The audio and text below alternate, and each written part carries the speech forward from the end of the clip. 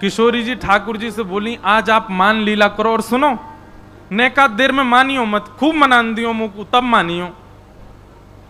ठाकुर जी बोले, अब आपको श्रम हो गई, हम पे देखो ना जावे, आप ही मान करो, हम मनाएंगे। श्री जी बोली, नहीं नहीं नहीं, आप मान करो, हम मनाए। अच्छा, मान लीला का एक नियम है, सूर्यास्त के बाद अगर मना लिया आपने तो आप जीत गए, और सामने वालों नहीं मानो तो जो मान करके बैठो वो जीत गए हो। समझ रहे हैं? मानो श्री जी मान करके बैठी हो, ठाकुर जी को समय है सूर्यास्त से पहले पहले मनाओ, अगर सूर्यास्त तक नहीं मना पाए तो श्री जी जीत गए, और अगर ठाकुर जी ने मना लिया तो ठाकुर जीत गए। तो आज श्री जी बोली, आप मान करो, मैं आपको मनाऊंगी, और याद रहे आज अच्छे से मान करी हूं। ठाकुर जी बोले, रहने दो, श्रम है जाएगा आपको। नहीं नहीं, आज आप कर ही लो अच्छे से मान।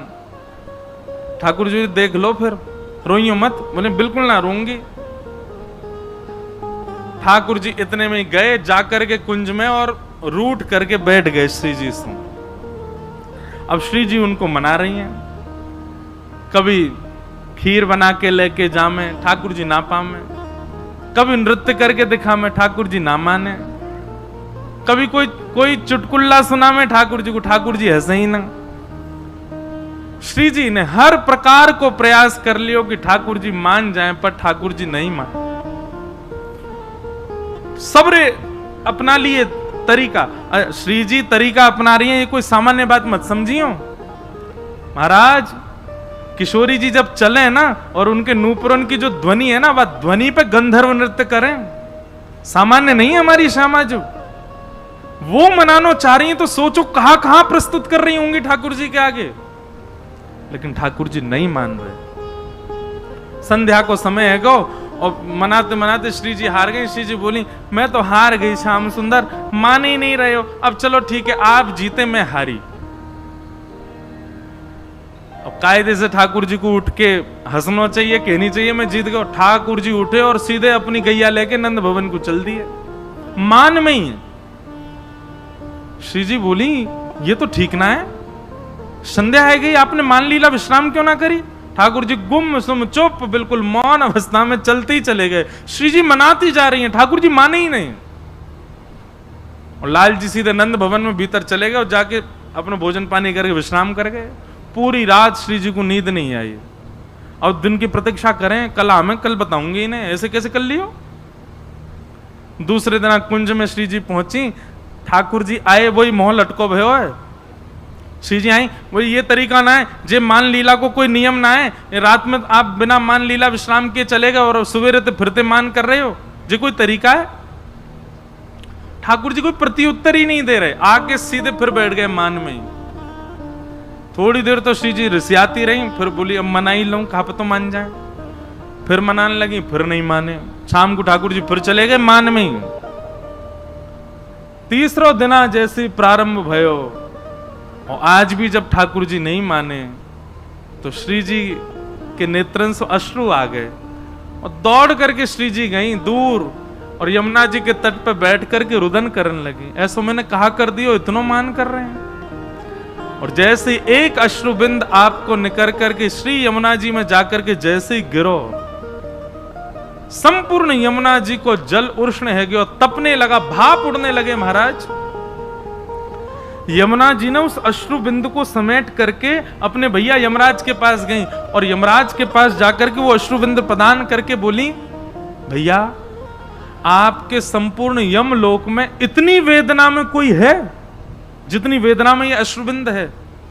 तो यमराज जी ने जब हाथ में लिया तो हाथ पजरन लगे यमुना श्री यमराज जी के, और बोले इतनी वेदना में तो कोई नहीं है यहाँ पे, कौन को ये वेदना है रही है? ये तो पृथ्वी की सबसे बड़ी वेदना है, या वेदना को तो कोई पार ही नहीं है। यमुना जी ने अपनी कमर कसी, बोले मैं देखूं, रुको। तुरंत प्रकट है गई और श्री जी के चरणन में बोले कि कौन ने आपके नेत्रन से अश्रु प्रवाह करवायो, नाम बताओ आपको। ललिता विशाखा आ गई, यमुना जी से बोली, हे श्याम सुंदर यमुना जी। अच्छा, अभी यमुना जी का नाम श्याम सुंदर नहीं पड़ा, केवल यमुना जी हैं। कालिंदी, हे कालिंदी जी, श्री जी के नेत्रन से अश्रु कौन निकलवा सके? कौन इतनी वेदना दे सके बताओ आप, कोई में है सामर्थ्य? एक ही है, नंद जी को लाला, वही परेशान करे इनको, वही ने आज इनको श्रम दियो है। यमुना जी बोली या नंद के लाला तो मैं बताऊंगा आज। यमुना जी इतने में ही गई, कुंज में जाकर के अपने जो भाव वस्त्र थे उनके वो बदल लिए, ठाकुर जी जैसी पजम्मी पहनी, ठाकुर जी जैसे मुकुट धारण कियो, ठाकुर जी जैसी माला पहनी, ठाकुर जी जैसे बाजूबंद, ठाकुर जी जैसे कड़ूला, ठाकुर जी जैसे पामन की पाजेब, ठाकुर जी जैसी फेंटा, ठाकुर जी जैसी काली कमली, ठाकुर जी जैसे तिलक, वैसे ही चंदन चोबा आदि बिल्कुल लगा करके महाराज नथवेसर पहन करके, कानन में मकराकृत मत्स्याकृत कुंडल धारण करके, बेणी गुथ करके, और श्री यमुना जी जैसे ही किशोरी जी के आगे त्रिभंग ललित स्वरूप में आकर के बांकी अदा सो खड़ी भई। यमुना जी बोली श्याम सुंदर आप रीझ गए, आप मान गए? यमुना जी बोली श्याम सुंदर ना हूं मैं, यमुना जी हूं, कालिंदी हूं। किशोरी जी बोली आप तो बिल्कुल लग ही नहीं रही हो, ऐसी लग रही हो ठाकुर जी आ गए। बोले हम बे जे अपने रूप को बड़ो गुमान करे, अपने रूप ते सबन को बड़ो श्रम करावे, आज या के रूप ते यही को श्रम कराऊंगी मैं। श्री जी बस आप जब बुलाऊं तो आ जाइयो। बहुत मधुर कथा। ठीक है, अब ठाकुर जी तो मान करे बैठे कुंज में, इतने में ही वही टेढ़ी मेढ़ी ललित गति चाल, टेढ़ी मेढ़ी चाल, बेणी कभी घुमा रहे हैं कभी जैसे ठाकुर जी चले वैसे यमुना जी चलती भई आई। और नूपुरन की छम छम छम ठाकुर जी ने जैसे सुनी, ठाकुर जी बोले जे तो मेरे नूपुरन की आवाज है, आ कहां रही है? पीछे मुड़ करके जैसे ही देखी तो महाराज दूसरे श्याम सुंदर घूम रहे हैं। किशोरी जी बोली अरे ये तो श्याम सुंदर है। श्याम सुंदर ने जैसे देखो बोले दूसरे श्याम सुंदर ये कहां थे आगो? ठाकुर जी गए सामने जाके खड़े है गए, तुम कौन? यमुना जी बोली हम नंद नंदन। ठाकुर जी बोले नंद नंदन तो मैं हूं, तुम नकली हो, असली मैं हूं। ठाकुर जी बोले अच्छा, मुंह पे कारी कमरी है? यमुना जी बोले मुंह पे हुए। ठाकुर जी बोले मुंह पे बंसी बजानो आवे? यमुना जी बोली मुंह पे हुआ आवे, बजा के दिखा दे। सब बात जो जो ठाकुर जी ने कही यमुना जी ने सब सिद्ध कर दें। अब यमुना जी अंत में बोली एक बात बची, वही से सिद्ध होगो कि असली नंद नंदन कौन है। बोले कहा, बोले वंशी बजाऊं और किशोरी जी आके बगल में खड़ी है जाए, जाके समझो वही असली नंद नंदन है। अब ठाकुर जी सोचे मैं तो मान करके बैठा हूं, मेरे बुलावे तो आमेंगी नहीं वो। यमुना जी ने जैसी टेर बजाई, इतने में श्री जी निकल करके आई और कुंज से आकर के यमुना जी के कंधा पे ऐसे सर रख करके वो खड़ी है गई। ठाकुर जी के तो आंसू निकल आए, श्री जी मैं हूं असली नंदन नंदन, जे कोई दूसरो है? अरे तुम जाके बगल में मत आओ, यहां आ जाओ। श्री जी यमुना जी से बोली पता ना कौन भेलूपिया डुल्ला, हटाओ यहां थे। ठाकुर जी के दूर हट जा, चल हम हैं असली। ठाकुर जी तो जैसे ही भाव में आ गए, श्री जी के चरण पकड़, आज के बाद कभी मान नहीं करूंगा, वचन दे रहा हूं। कोई बात आपको बुरी लगे आप मान करियो, मैं मनाऊंगा, और मो कोई बात बुरी लगेगी तो भी मैं आके बता दूंगा श्री जी मोको ये बात बुरी लगी है, मान करो, मैं ही मनाऊंगा। ठाकुर जी श्री जी को कोई बात बुरी लगे तो भी श्री जी मान करें, ठाकुर जी को कोई बात बुरी लगे तो भी श्री जी मान करें। ठाकुर जी के मान अधिकार है ही नहीं। जब ठाकुर जी ने क्षमा मांग ली, सो यमुना जी गई, ठाकुर जी को उठा के हृदय से लगाया, बोले अरे नंद नंदन आप ही हो, बस आज के बाद हमारी श्यामा जी को श्रम मत दियो, और बगल में ले जाके खड़ो कर दियो। आज ये युगल को मिलन करावे के लिए ठाकुर जी ने यमुना जी को हाथ पकड़ के कही आज हम आपसे एक वस्तु चाहे। बोले कहा आज के बाद आप यही श्रृंगार में रहोगी, मुकुट पहन करके, पीतांबरी पहन करके आप मेरे ही श्रृंगार में रहो, और आज के बाद कोई भी यमुना महारानी की जय नहीं, श्याम सुंदर श्री यमुने महारानी की। श्याम सुंदरा हैं, बिल्कुल ठाकुर जी जैसी हैं, देखो ये खड़ी, वैसे ही कमल लेकर के, वैसे ही मुकुट, वैसी माला, वैसी सबरो स्वरूप, श्री यमुना जी वैसे ही रहे में जैसे ठाकुर जी। बड़ी कथाएं, मान लीला में इतनी कथाएं यमुना जी की। यमुना जी को प्रणाम। भगवान को ब्याह हुआ। ऐसे भगवान के 8 ब्याह भये और यही भगवान की अष्ट पटरानियां हैं। भौमासुर नाम का एक दैत्य था, उसके यहाँ 16,000 राजकुमारियां बंदी थीं। 16,100 राजकुमारियों को ठाकुर जी ने मुक्त करके उनसे भी ब्याह किया। 16,108 भगवान के ब्याह हुए। भगवान ने किसी स्त्री विशेष से ब्याह नहीं किया। भगवान की प्रथम अष्टपटरानियां 8 प्रकृति हैं। प्रकृति के 8 अंग कौन कौन से? पृथ्वी, जल, अग्नि, वायु, आकाश। हमारे भीतर 4 तत्व हैं, उनमें से 3 तत्व मन, बुद्धि और अहंकार। ये भगवान की 8 पत्नियां हैं। इन 8 पत्नियों में कोई जल तत्व है, कोई अग्नि तत्व है, कोई पृथ्वी तत्व है, कोई वायु तत्व है, कोई मन तत्व है, कोई आत्मा तत्व है। और 16,100 जो पत्नियां हैं भगवान की, ये हमारे वेदन के वो मंत्र हैं जिन मंत्रन से ठाकुर जी की उपासना की जाए। उपासना कांड के मंत्र हैं। इस प्रकार भगवान ने 16,108 ब्याह किए। आगे भागवत में राजा नृण की कथा आती है। एक नृण नाम के राजा थे, वो दानवीर थे। उनसे एक दान में अपराध बना, जिसके कारण उनको कृकलाश गिरगिट बनना पड़ा। भगवान ने फिर उन पर अनुग्रह किया। नारद जी भगवान की ग्रहचर्या देखने के लिए आए और भगवान की ग्रहचर्या दिनचर्या देख करके नारद जी को अनुभव हुआ, भगवान 16,108 पत्नियों के साथ एक साथ अलग अलग भवनों में एक ही समय पर एक साथ निवास करते हैं। मतलब द्वारिका में ठाकुर जी एक रूप में नहीं रहते, 16,108 रूप धारण करके सब पत्नियों के साथ रहते हैं।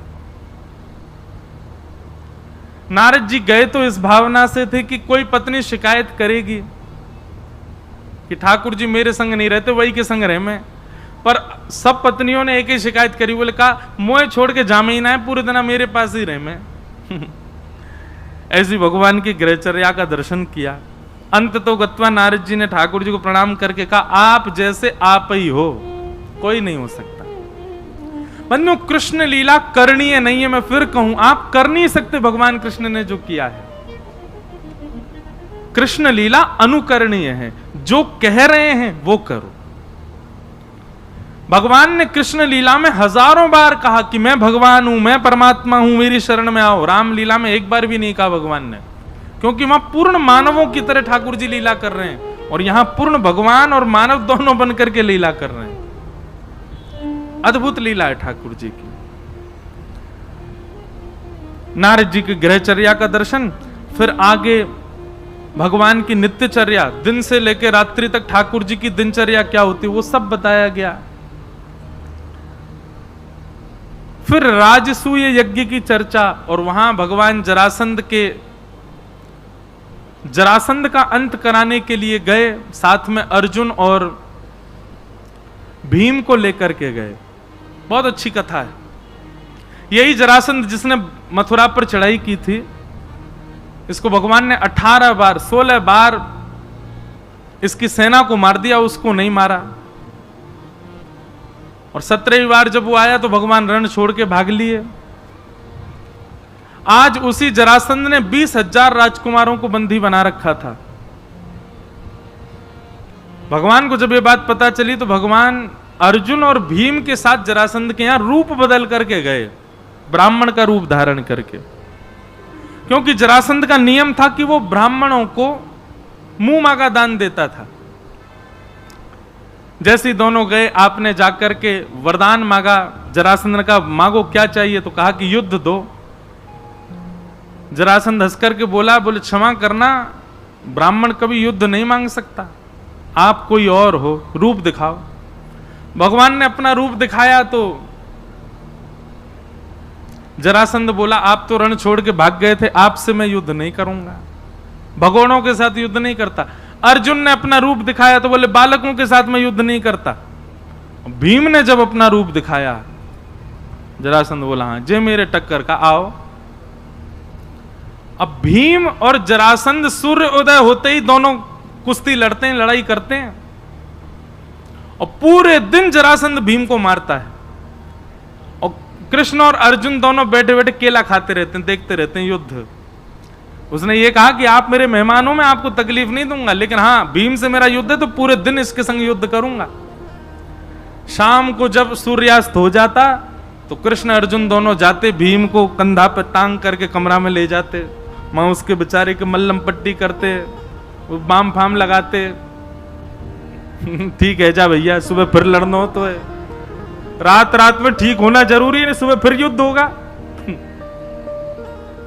3-4 दिन हो गए, भीम की महाराज पसली पसली दर्द करने लगी। भीम को लिटा करके पूरे लेप आदि लगा करके भगवान और अर्जुन दोनों हंसते भय प्रसाद पा रहे थे, खूब जोर जोर से धक्का मार के हंसे। भीम बोला इसलिए आए हो मेरे साथ हैं? पूरे दिन आप जैमते रहते हो, हंसते रहते हो, एक बार भी यूं नहीं सोच रहे कि मैं कैसे ठीक हूं? भगवान उठ करके गए, क्या बात है, क्यों इतना उदास होता है? मुझे बचाइए, कैसे मारूं इसको? भगवान बोले युद्ध करते समय थोड़ी एक आध बार मुंह को देख लेकर, वहां तो कुछ बताऊं, तू देखे ही ना है, तो को अपने बल पे इतना अहंकार है, तेरे को लगता है तू सब कर लेगा, कभी कभी देखा कर। हमारे संत जन आज्ञा करते हैं, भीम कौन है? सब लोग इधर देखो, मैं आप हम सब भीम हैं। और जरासंध कौन है? कर्म। हम नित्य अपने कर्म से लड़ रहे हैं, पर कभी कभी हमको लगता है कि हम लड़ लेंगे, हम निकल जाएंगे, हम सब कर लेंगे। अरे अपने ऊपर विश्वास है हमको, अच्छी बात है, विश्वास होना चाहिए अपने ऊपर। पर भगवान कहते हैं बीच बीच में नेक दृष्टि डाल के मुंह को देख लेकर, कहा पतों में कुछ अच्छो बता दूं, कभी कभी कथा सुन लेकर कहा पतो कुछ और तेरे प्रश्नन के उत्तर वहां दिला दूं। लेकिन तो को अपने बल पे इतना भरोसा है, इतना विश्वास होना अच्छी बात है, अहंकार होना गलत बात है। भीम से बोले मेरी ओर देखियो, भीम बोला ठीक है। दूसरे दिन भीम ने भगवान की ओर देखा तो भगवान ने पत्ता बीच से अलग कर दिया।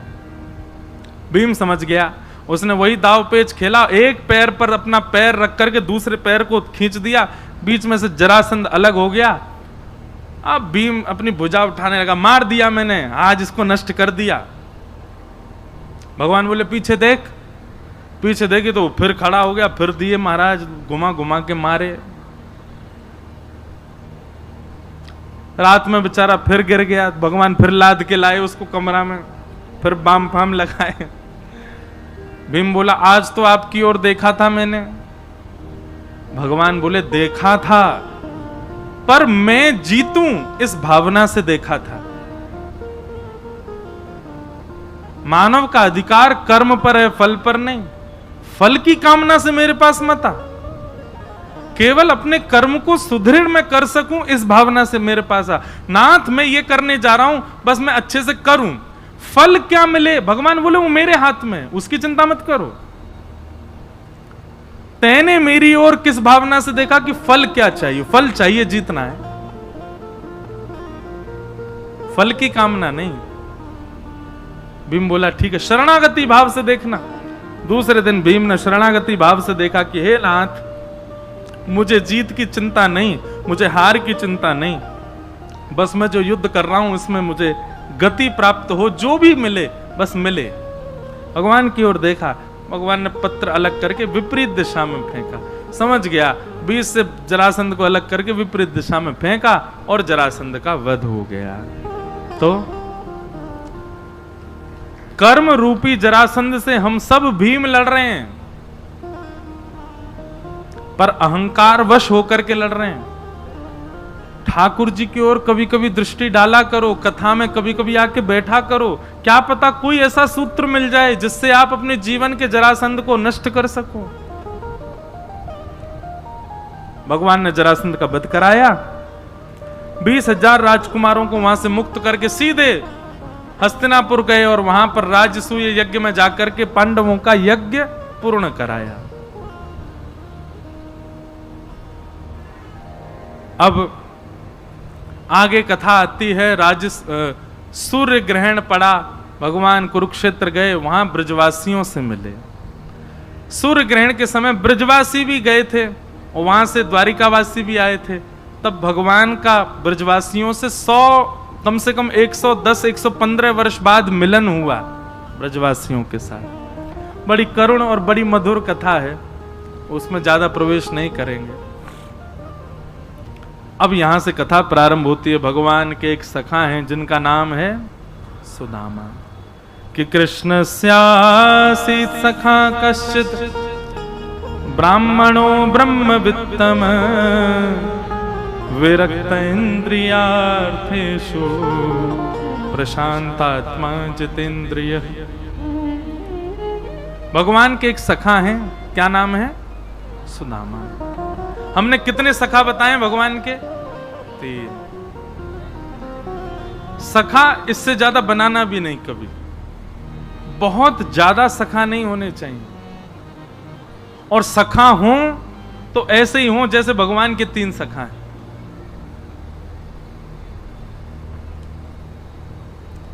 अर्जुन, उद्धव और सुदामा। भागवत जी में बंधुओं सुदामा जी का नाम नहीं है, केवल ब्राह्मण कहकर के संबोधित किया। भगवान का एक सखा ब्राह्मण था, एक ब्राह्मण सखा था, क्योंकि वे नित्य भगवान के नाम को ही अपना दाम मानते थे, अपना सर्वस्व मानते थे, इसलिए विद्वत जनों ने उनका नाम सुदामा बताया। यथा नाम तथा गुण। मैंने कहा ना, प्राचीन काल में लोगों के नाम ऐसे नहीं रखे जाते थे, उनके गुण के अनुसार नाम होते थे, इसलिए उनका नाम सुदामा। एक ही गुरुकुल में पढ़े, भगवान श्री कृष्ण के साथ में 24 घंटा संग रहे। सखा और मित्र 2 होते हैं, स खादति स खेलति या सा सखा, और यदा कदा मिलती या सा मित्र। कभी कभी मिले, काम पड़ने पर मिले, जरूरत पड़ने पर मिले, वो मित्र है। और जो संग में ही रहे, संग ही खाए, संग ही सोए, एक ही वस्त्र दोनों पहन लेते हैं, उसको कहते हैं सखा। सुदामा जी सखा हैं भगवान के। ऐसे श्री सुदामा जी, पावन कथा सबने सुनी है सुदामा जी की, पर मैं कुछ कुछ भाव उनके जो विशिष्ट हैं वो कह दूं। नवदा भक्ति में एक भक्ति का नाम है सख्य भक्ति, और सख्य भक्ति पर अधिकार हमारा नहीं होता। हम बाकी की सारी भक्ति ठाकुर जी की कर सकते हैं, पर सख्य भक्ति हम तभी कर सकते हैं जब ठाकुर जी हमसे रीझे हुए हों। भाई सखा आप किसी को तभी बना सकते हो जब सामने वाला आपसे रीझा हुआ हो। बिना उसकी अनुमति के आप उसको सखा नहीं बना सकते।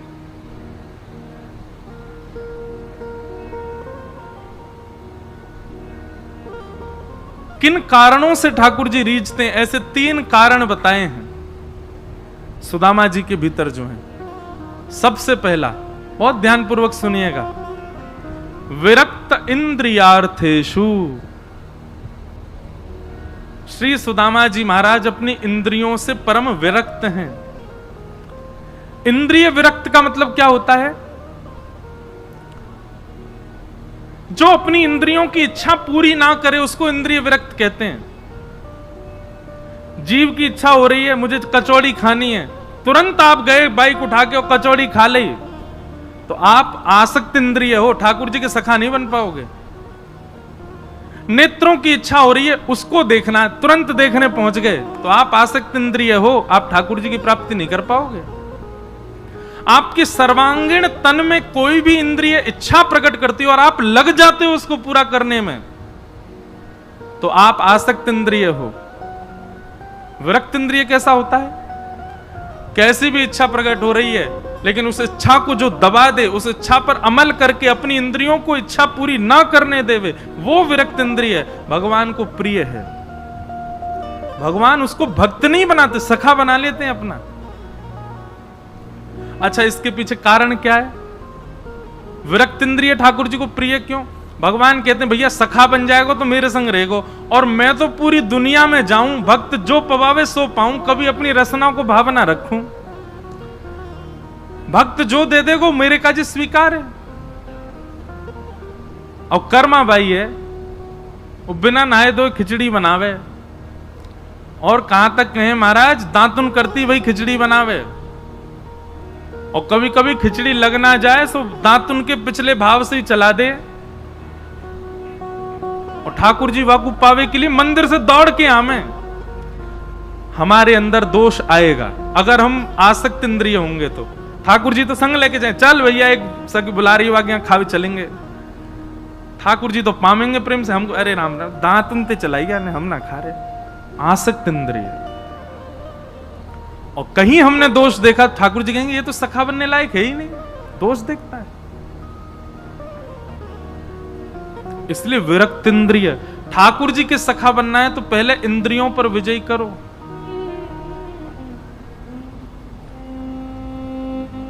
सबरी ने बेर खिलाए ठाकुर जी को। सबरी बेर कैसे खिलाती? पहले चख के देखती, अगर खट्टा होता तो दूर रख देती, मीठा होता तो ठाकुर जी को दे। ठाकुर जी बिना संकोच बिना विचार किए तुरंत पा लेते। बीच बीच में सबरी बेर देती, ठाकुर जी के मुख में बेर होता तो ठाकुर जी लेके लो लक्ष्मण पाओ।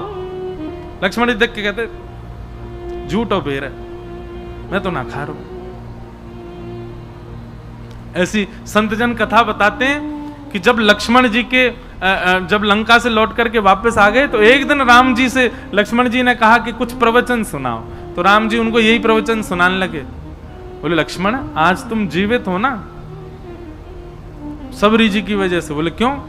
बोले तुमको लग रहा था कि मुझे दिख नहीं रहा है, पर तुम बेर खा नहीं रहे थे, तुम पीछे फेंकते जा रहे थे। वही बेर हिमालय पर संजीवनी बूटी बने जिन्होंने तुम्हारी प्राण रक्षा करी। अरे भैया मेरी परम भक्ता सबरी का उच्छिष्ट था वो, उन्हीं में ही अमृत तत्व आ रहा था उसके मुख लग जाने से। वो झूठे नहीं थे, उन्हीं अमृत तत्वों ने तुम्हारी रक्षा की। तो पहला गुण भगवान क्या देखते हैं अपने सखा में?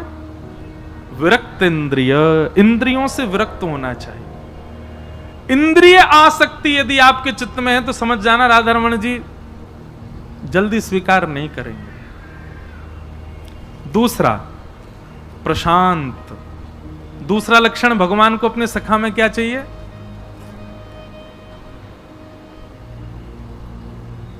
क्या चाहिए? प्रशांत। अभी स्थिति क्या है? हम बोलते रहते हैं ठाकुर जी प्रशांत रहते हैं, चुपचाप सुनते रहेंगे यूं ही बैठे बैठे।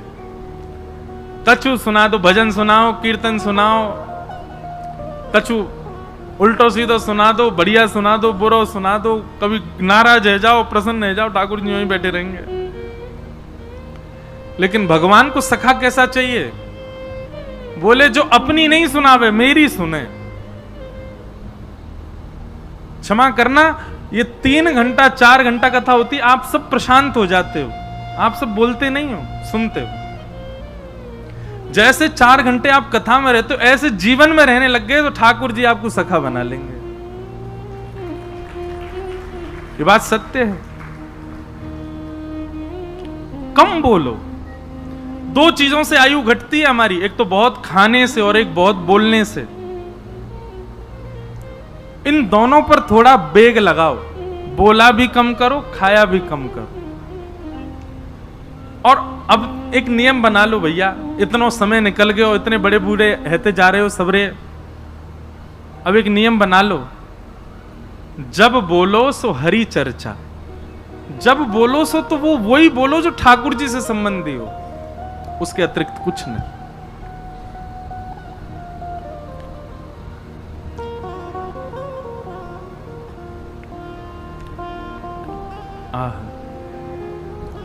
दूसरा गुण क्या है? प्रशांत, अत्यंत शांत। कम बोलने वाला व्यक्ति भगवान को अपना सखा लगता है। और तीसरा है जितेंद्रिय। अब यहां विरक्त इंद्रिय और जितेंद्रिय लगभग एक से लगते हैं, पर नहीं। जितेंद्रिय की एक अद्भुत व्याख्या हमारे संतजन करते हैं। जितेंद्रिय का अर्थ क्या है? बोले अपनी इंद्रियों को केवल वह वस्तु प्रदान करे जो ठाकुर जी को अर्पित हो चुकी है, उसके अतिरिक्त कुछ भी नहीं।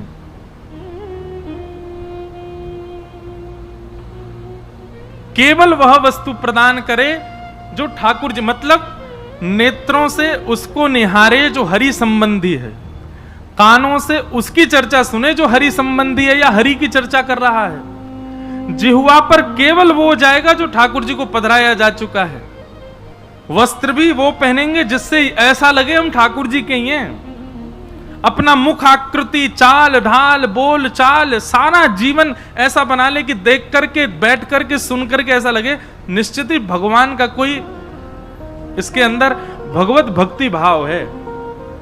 प्रत्येक इंद्रिय को केवल भगवत संबंधी वस्तु प्रदान करे, भगवत संबंध के अलावा और कुछ भी सेवन ना करे, वो जितेंद्रिय।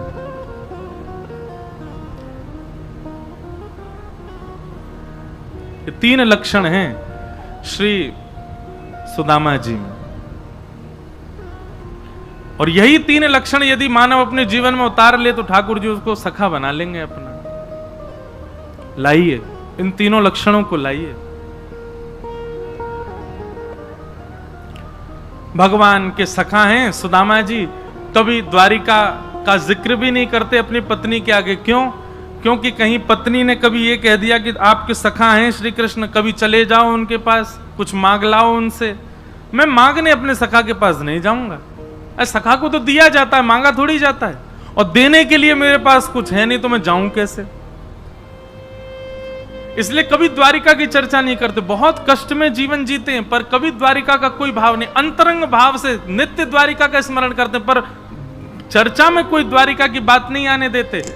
कभी लीला सुनाते भी हैं तो बाल्यकाल की लीला सुनाते हैं, द्वारिका का नाम नहीं लेते। कहीं द्वारिका के स्मरण से पत्नी के मन में यह ना आ जाए कि चलो जाओ आप भी द्वारिका होके आओ। पर एक दिन सुशीला के मन में आया और उसने जाकर के सुदामा जी से हट पकड़ ली कि आप अपने सखा कृष्ण से मिलने जाइए। सुदामा जी बोल रहे हैं कि अयम ही परमो लाभो उत्तम श्लोक दर्शनो।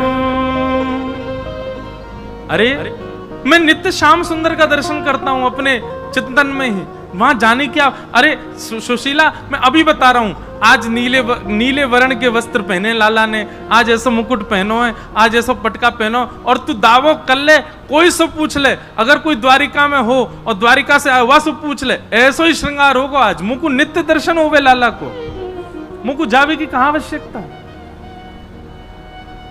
बंधु ये बात सत्य है कि जब आपका चिंतन सुदृढ़ हो जाता है ना, आप मथुरा बैठे बैठे चिंतन करो, आज वृंदावन बिहारी लाल जी ने ऐसी पोशाक पहनी होगी, आज वृंदावन बिहारी लाल जी का ऐसा श्रृंगार होगा, ऐसी माला होगी। आप चिंतन करोगे, चिंतन सुदृढ़ होगा, मन पवित्र होगा, तो निश्चित आपके चिंतन में वही स्वरूप आएगा जो वास्तव में बिहारी जी का होगा।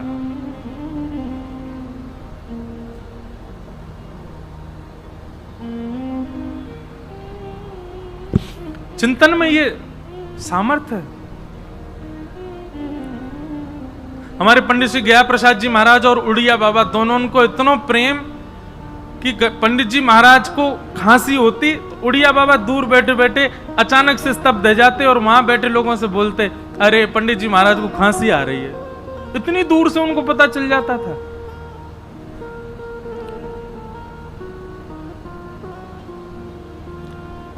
हम जिसका निरंतर चिंतन करते रहते हैं ना, उसके हृदय के आव भाव हमको स्पर्श करने लगते हैं।